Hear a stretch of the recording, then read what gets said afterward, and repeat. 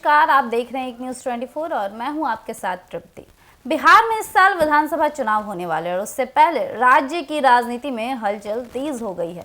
खास तौर पर राष्ट्रीय जनता दल यानी राजद प्रमुख लालू प्रसाद यादव, राबड़ी देवी और तेजस्वी यादव को लेकर एक बार फिर सीबीआई और ईडी की कार्रवाइयों ने सुर्खियां बटोरी है। दो बड़े भ्रष्टाचार मामलों में सीबीआई की विशेष अदालत जल्द ही अहम फैसले सुनाने जा रही है। तो चलिए विस्तार से समझते हैं आखिर ये मामला क्या है। सबसे पहले तो सीबीआई ने क्या कहा और बिहार की राजनीति पर इसका क्या असर पड़ सकता है। सबसे पहला मामला यानी आईआरसीटीसी घोटाला। इस मामले की सुनवाई सीबीआई की विशेष अदालत में चल रही है। अदालत 23 जुलाई को यह तय करेगा कि इस मामले में लालू प्रसाद यादव और उनके परिवार पर आरोप तय किए जाएं या नहीं। यहाँ से लीजिएगा। आईआरसीटीसी मामलों में यह आरोप है कि जब लालू प्रसाद यादव रेल मंत्री थे तब रेलवे की 2 होटलों रांची और पुरी का टेंडर एक निजी कंपनी को नियमों को ताक पर रखकर दिया गया था। बदले में कथित रूप से यादव परिवार को आर्थिक लाभ हुआ। इस केस में सीबीआई के पास दस्तावेजी सबूत होने का दावा है और अदालत इस पर विचार कर रही है कि मुकदमा चलाने के लिए पर्याप्त आधार है या नहीं। दूसरा मामला जमीन के बदले नौकरी घोटाला यानी कि लैंड फॉर जॉब स्कैम। ये मामला और भी गंभीर माना जा रहा है। आरोप है कि लालू प्रसाद यादव जब 2004 से 2009 के बीच रेल मंत्री थे तब उन्होंने लोगों को रेलवे में नौकरी देने के बदले अपने परिवार के नाम पर जमीन लिखवा ली। सीबीआई ने अब तक इस केस में 103 लोगों को आरोपी बनाया है, जिनमें से 4 की मौत हो चुकी है। बाकियों के खिलाफ चार्जशीट दायर की जा चुकी है। सीबीआई का कहना है कि नौकरी पाने वालों ने बेहद कम दामों पर अपनी जमीनें यादव परिवार को ट्रांसफर की थी। उस समय रेलवे में कोई नियमित भर्ती प्रक्रिया नहीं चल रही थी। भर्ती के लिए फर्जी सर्टिफिकेट, मार्कशीट और स्कूलों में जाली दस्तावेज इस्तेमाल किए गए।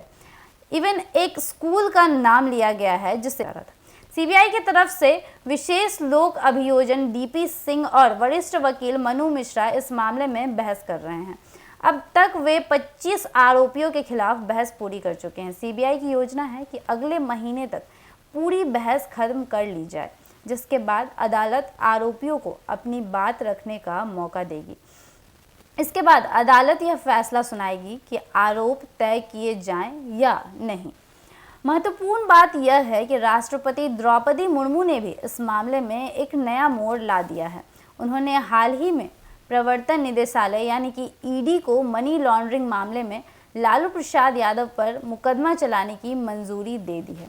यह मामला भी सीबीआई की उसी एफआईआर के आधार पर दर्ज हुआ है जिसमें कहा गया है कि जमीन के बदले रेलवे की नौकरियां दी गई है। अब निगाहें 23 जुलाई पर टिकी है, जब आईआरसीटीसी मामले में आरोप तय करने पर कोर्ट अपना फैसला देगी। साथ ही लैंड फॉर जॉब स्कैम में भी जल्द ही चार्ट फ्रेमिंग की प्रक्रिया शुरू हो सकती है। आपको बता दें कि चुनाव से ठीक पहले इन मामलों में तेजी से कार्रवाई होना राजनीतिक रूप से बेहद अहम है।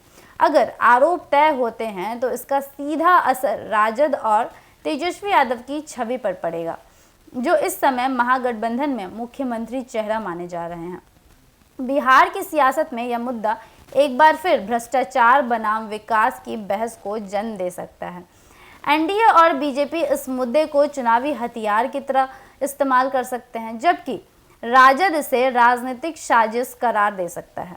आपको बता दें कि ये दोनों केस सिर्फ कानूनी मामले नहीं हैं, बल्कि बिहार की राजनीति की दिशा तय करने वाले बड़े मोड़ हैं। क्या लालू प्रसाद यादव और उनका परिवार अदालत में खुद को निर्दोष साबित कर पाएगा, या चुनाव से पहले इन मामलों से उनकी राजनीतिक साख को झटका लगेगा? इन सभी को लेकर आपकी क्या राय है? अपनी प्रतिक्रिया कमेंट सेक्शन में जरूर दें और ऐसी ही खबरों के लिए जुड़े रहे एक न्यूज़ 24 के साथ। दीजिएगा इजाजत। धन्यवाद।